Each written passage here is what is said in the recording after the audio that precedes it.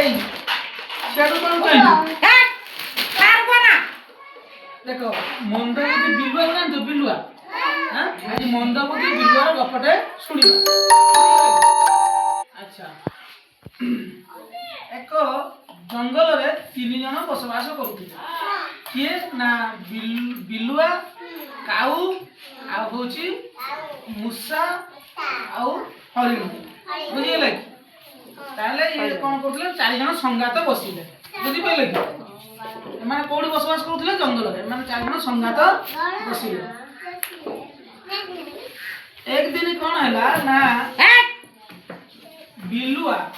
ହରିଣକୁ କହିଲା ହରିଣ ଭାଇ ଆମେ ଧାନ କ୍ଷେତ ଭଲ ପାଚିଲା ଧାନ କ୍ଷେତ ଟିକେ ଦେଖିଛୁ ବୁଝିଗଲେ ପାଚିଲା ଧାନ କ୍ଷେତକୁ ତୁମକୁ ନେଇଯିବି তুমি ମନ କରି ଧାନ ଖାଇବ ବୁଝିଗଲା। ବିଲୁଆ କ'ଣ କଲା ଧାନ କ୍ଷେତକୁ ନେଇକି ଦେଖେଇଦେଲା ବୁଝିଗଲା କି ପାଟି କରନି ବିଲୁଆ କ'ଣ କଲା ନା ନେଇକି ହରିଣ ଭାଇ ଦେଖେଇଦେଲା। ହରିଣ ଭାଇ ଧାନ ଯେତେବେଳେ ଖାଇବାକୁ ଗଲା ସେଠି ଯିଏ ମାଲିକ ଧାନ କ୍ଷେତ କରିଥିଲା ସେ ଏକ ଫାଶ ବସେଇଥିଲା ବୁଝିଗଲେ ସେ ଫାଶରେ ବିଲୁଆ ହରିଣଟି କ'ଣ କଲା ନା ପଡ଼ିଗଲା। ବିଲୁଆ କ'ଣ କଲା ଦେଖିଲା ଯେ ହରିଣ ପଡ଼ିଗଲା ସେତେବେଳେ ଯାଇକି ପାଖରେ ପହଞ୍ଚିକି କହିଲା ହରିଣ ଭାଇ ସେ ସବୁ ହରିଣ କାନ୍ଦିକି କହୁଛି ମୋତେ ବିଲୁଆ ଭାଇ ଉଦ୍ଧାର କର ମୁଁ ଫାଶରେ ପଡ଼ିଯାଇଛି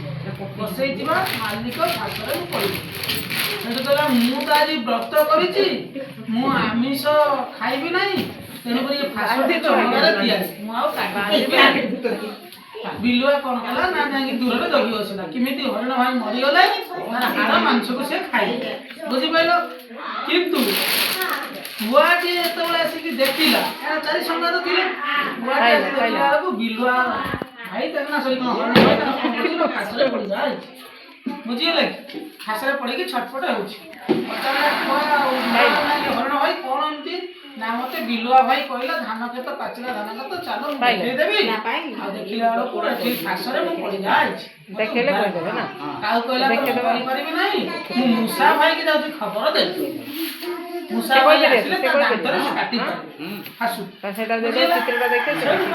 କାଉ ଉଡ଼ିକି କା କା କା କା କରି କାଉ ଯାଇକି ପହଞ୍ଚିଲା କୋଉଠି ନା ମୂଷା ଭାଇ ପାଖରେ ମୂଷା ଭାଇ ପାଖରେ ପହଞ୍ଚିଲା ମୂଷା ଭାଇ ଗଛ ମୂଳରେ ଥିଲା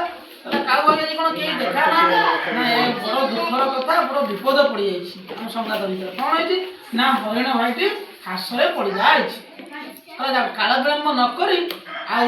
ମୁଁ ତୁମକୁ ଥଣ୍ଟାରେ ଧରି ଉଡ଼ିଯିବି ତମେ ଯାଇକି ହରିଣ ଭାଇରେ ଫାଶରେ କାଟିବ ବୁଝିପାରିଲ ପିଲେ। ସେଠୁ କ'ଣ କଲା କାଉଟିଏ ମୂଷା ଭାଇକୁ ଥଣ୍ଟରେ ଧରି ଉଡ଼ି ଉଡ଼ି ଆସି ବିଲ କୋଉଠି ହରିଣ ଭାଇ ପାଖରେ ପହଞ୍ଚିଗଲା। ସେଠୁ ହରିଣ ଭାଇକି କହିଲା ଦେଖ ମୁଁ ବାଟରେ ଆସୁ ଆସୁ ଏଣେ ଚାଷୀଟିଏ ଆସିଲାଣି ତେଣୁକରି ତମେ ମଲା ଭଳି ପଡ଼ି ରହିବ କେମିତି ମଲା ଭଳି ପଡ଼ି ରହିବ ମୁଁ ତମ ଆଖିରେ ଖୁମ୍ପି ଚାଲିବ ମିଛରେ ବୁଝିପାରିଲେ ଯେତେବେଳେ ଚାଷୀ ଭାଇ ଟିକେ ପଳାଇଯିବ ଦେଖିବ ମରିଯାଇଛ ବୋଲି ଭାବିକି ସେତେବେଳେ ମୂଷା ଭାଇ କାଟିଦେବ ସଙ୍ଗେ ସଙ୍ଗେ ବୁଝିଗଲେ କି ସେଠୁ କ'ଣ କଲା ନା ସେଇଭଳିଆ ପୁଆଟିଏ କ'ଣ କଲା ତା ଉପରେ ହରିଣ ଉପରେ ବସିକି ତା ଆଖିକି ଖୁମ୍ପିବାକୁ ଲାଗିଲା। ଚାଷୀ ଦେଖିଲା କହିଲା ରେ ଇଏ ତ ମରିଯାଇଛି ଆଉ ଲାଭ କ'ଣ ଚାଲ ଆଉ ଗୋଟେ ଫାଶ ବସେଇଦେଲେ ଏଠି କ'ଣ ଆଉ ପଶୁ ଜଙ୍ଗଲରେ ସବୁ ପଡ଼ିଛନ୍ତି କି ନାହିଁ ତାହେଲେ ଏଇଭଳି ସବୁ ନଷ୍ଟ କରୁଛନ୍ତି ସେ ଅଲଗା ଫାଶ କତିକି ଗଲାବେଳକୁ ଏପଟରେ ମୂଷା ଭାଇ ଫାଶଟି କାଟିଦେଲା ତ ହରିଣ ଭାଇ ଦୌଡ଼ିବାକୁ ଲାଗିଲା। ଯେତେବେଳେ ଚାଷୀ ଆସିକି ଦେଖିଲା ଦୌଡ଼ିବାକୁ ଲାଗିଲାଣି ସେଉଠୁ କ'ଣ କଲା ନା ତା ଯେଉଁ ବାଡ଼ିଟେ ଧରିଥିଲା ସତ ବାଡ଼ି ଗୋଟେ ସେ କ'ଣ କଲା ଧରି ଗୁଡ଼େଇଲା